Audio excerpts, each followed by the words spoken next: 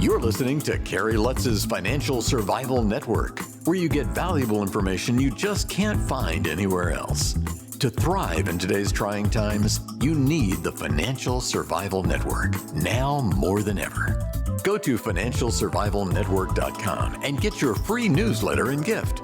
Financial Survival Network, now more than ever. And welcome. You are listening to the Financial Survival Network, and I'm Kerry Lutz. Today is the last day of January 2022. Well, maybe your market investments haven't been doing well. Maybe you're looking for other alternatives. Have you thought about NFTs? Person you're about to hear from, an expert in NFTs. I'll kind of let her explain it. Her name is Faith West. And, well, Faith, you're a well-known professional photographer. So yes. This is right up your alley. Done well-known images that we see all over. Hey, it's really good to have you on.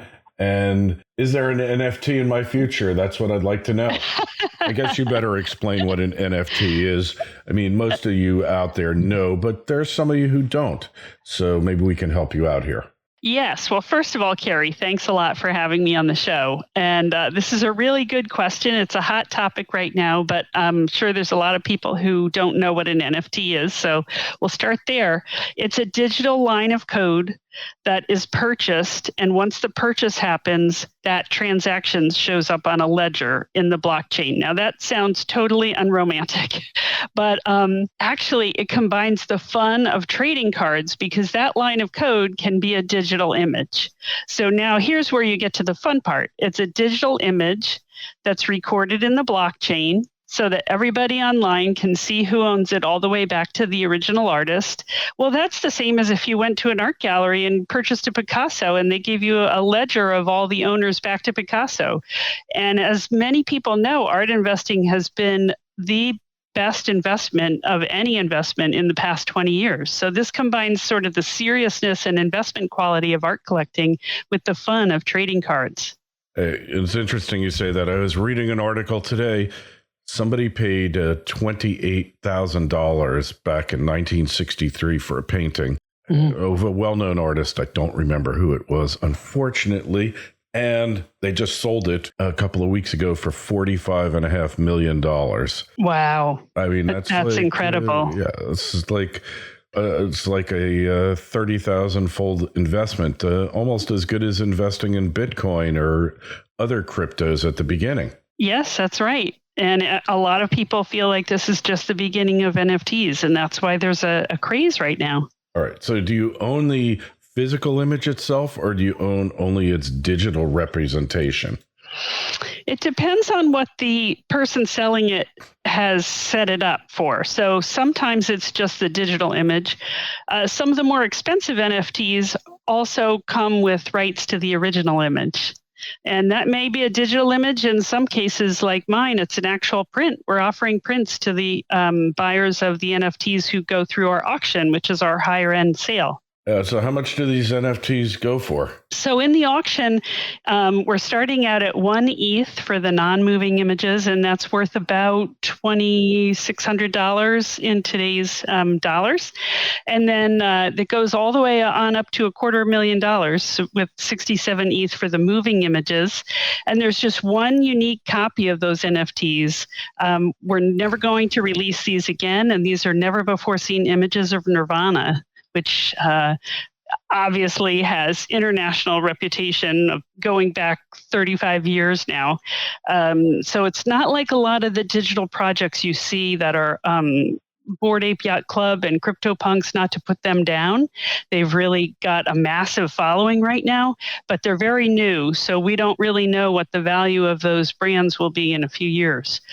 Then we have a sale for fans that goes anywhere from $99 to $499 for a copy of another image from the same show that I photographed back in 1991. All right. So say I buy this thing and I want to sell it again. How would I sell it? That's a really good question. So you'd have to have a wallet. There's many different kinds of digital wallets that connect with Rarible, which is where we're offering these NFTs. And there's a a way to transact on your wallet to sell the image. So it would always remain on my page. So you would always see it under the Pop Legends banner on Rarible, but you own it. And so there it sits. It's its little digital home on the Pop Legends page, but now you can trade it through your wallet. Okay, so they're immediately sellable as long as you have a wallet, right? Correct. Interesting. Give us some examples of profits that have been realized on these NFTs. Well, it's pretty incredible what's happening now. As I mentioned, there's a big rush into the NFT space, and this has been a boon for digital artists. So a lot of people have heard about the Beeple sale, which is for $69 million. This artist in South Carolina sold one NFT. It was the highest grossing artwork ever sold. But the more interesting story is that many artists who in the past have had to have day jobs are now able to quit those jobs because NFTs are allowing them to make a living. And this is just a really exciting development. It also gives artists some dignity back. They've been copied a lot on the internet with no way to prove their ownership. And so NFTs give them a way to make a living. All right. Well, that's always a good thing because I hate, like in New York City, seeing perfectly talented artists who just haven't yet been discovered, waiting tables, cleaning homes, things like that. Not that there's anything wrong with that. It's just that for an artist, it's got to be really frustrating, hasn't it? Mm-hmm. So you've been there. So this gives you another way to make it, kind of like what the internet did for musicians, where you could market your work directly to the public. Yeah, it's interesting you mentioned that, Kerry. That's a good angle because there's some musicians who are starting to put their music online and sell those as NFTs. So it doesn't have to be a digital image. It can also be an MP4 file. So I know Nas has a new album out as NFTs. Do you own the rights to that song when you buy the NFT, or what do you own? Don't just survive, thrive. The Financial Survival Network.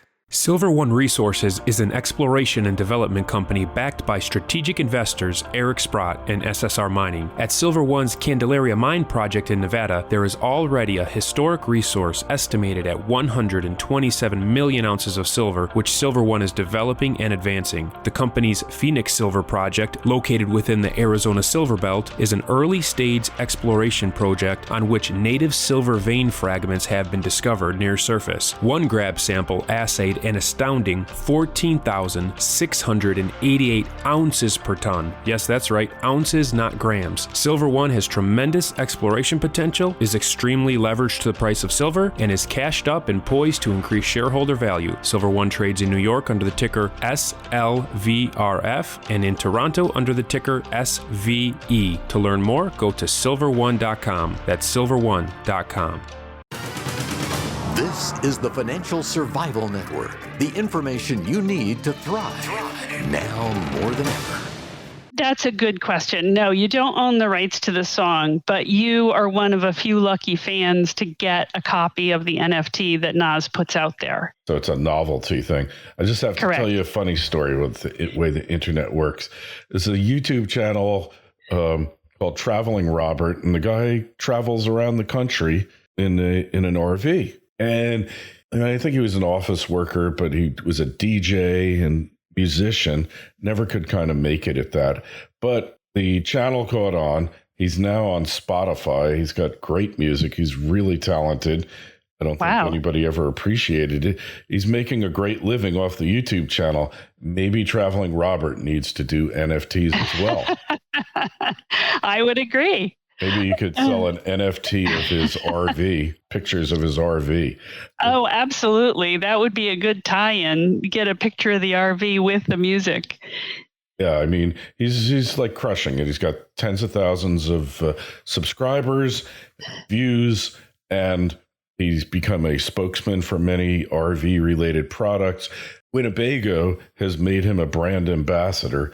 So I guess NFTs are the next step in the chain here. Absolutely. Sounds like a good idea. All right. So if you're an artist, whatever kind of artist you are, how do you get into NFTs? Yeah, so this is a good question. There's some, they're called DApps, distributed apps, basically online platforms for artists. Some of the big names are Nifty Gateway, Foundation.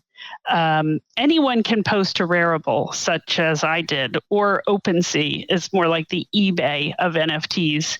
But there are other ones like Eternity as well, and Sweet.io.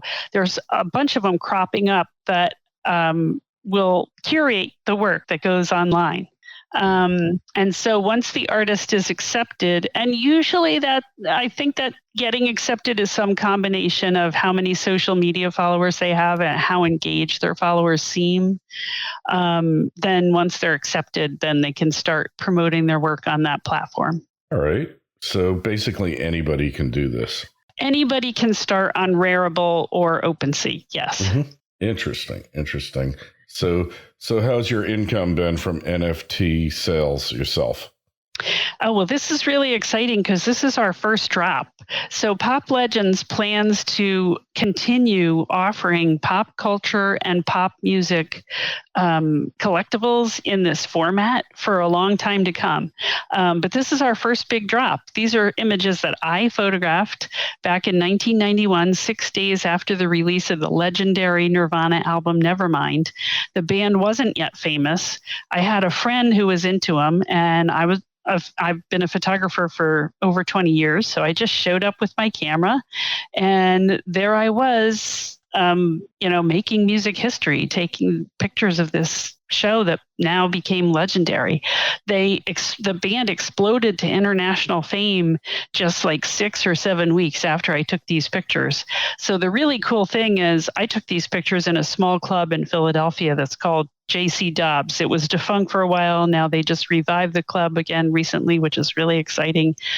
But there were only 150 people in the audience. And then a year later, Nirvana came back to Philadelphia and they played the Spectrum, which held 20,000 people. Wow. That's pretty amazing. That's pretty amazing. So can you look at your NFT? How does that work? Yes, a lot of people use them as avatars on social media once they buy them, because it's a really cool thing to say, I own this NFT. Here's the avatar on social media to prove it. And it's a way of, today people want to be mobile. They want to be able to just pick up and go. They don't want to have an art collection that weighs them down and you have to put it in a moving van and get your friends to put it on the wall in the new place. So this is a way of collecting art in a more portable fashion. All right. Well, I like the concept. So if you want to find out more about this, if you're an artist or if you're interested in art, where do we find you? So you can find us at poplegends.com. And on our website will be links to click through to Rarible, where we have a page with the NFTs that are for sale. And the big drop is on February 20th, which would have been Kurt Cobain's 55th birthday. Oh, wow. Very cool. All right. Hey, if you got a question for Faith, you can also shoot me an email, Kerry Lutz, KL@kerrylutz.com. Don't forget, go over to our website, financialsurvivalnetwork.com. Sign up for your free newsletter. Faith, really interesting times here. Thanks for clearing up so much for us. Sure. And we're going to follow your progress. All right. When you make your first million, will you come back? Absolutely. I'll be back on your show anytime. Thank you, Kerry. Thanks for listening to Kerry Lutz's Financial Survival Network, your solution to today's trying times. For the latest, go to financialsurvivalnetwork.com. Financial Survival Network, now more than ever.